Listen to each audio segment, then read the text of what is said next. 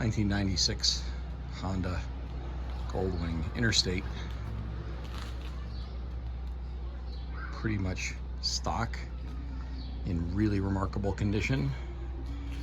So we're gonna start this all over again. Has only 44,959 miles, of which about 500 were just put on by me, 550. Picking it up from Connecticut. For those who saw any of my previous videos, this one was not acquired at the bottom of a lake. It is really in remarkable condition. This will be the Route 66 ride this year. This will be the bike. It needs some preventative maintenance. It needs tires. This tire is 21 years old. This tire is 16 years old. We will get tires. The clutch save cylinder is leaking. We are going to do a tune-up, which is really just an oil change. The spark plugs are only a couple of years old. Well, we are going to do the timing belts because, as far as we can tell, they've never been done. We are also going to do the shifter support bracket, the original one with the pivot bushing. So for those who saw that video, we will do that. It has regular foot pegs, and I'm going to keep those, I believe. They worked great for me. It does have some nice floorboards. The previous owner, his wife rode passenger, and she really liked these floorboards, and they sure look comfortable. If I was on a passenger, I'd like those options too.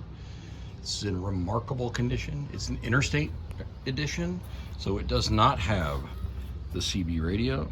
It does not have the onboard air, but otherwise almost identical. This is an aftermarket windshield that is a little taller, I think also with a little bit of a tint. It's wonderful. It worked great for me for the 550 miles I did over the past 2 days. It is has a mount for a satellite radio. I'm just going to take that off and return it to the original owner, or the previous owner.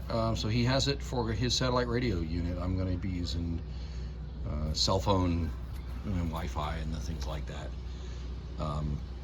It has a aux port wired in.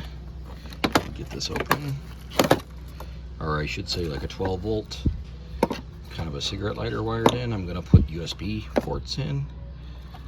And that's about it. I'll give you more info as I do more, make more progress, but just rode it back from up near Hartford, Connecticut, and it was spectacular. I did great.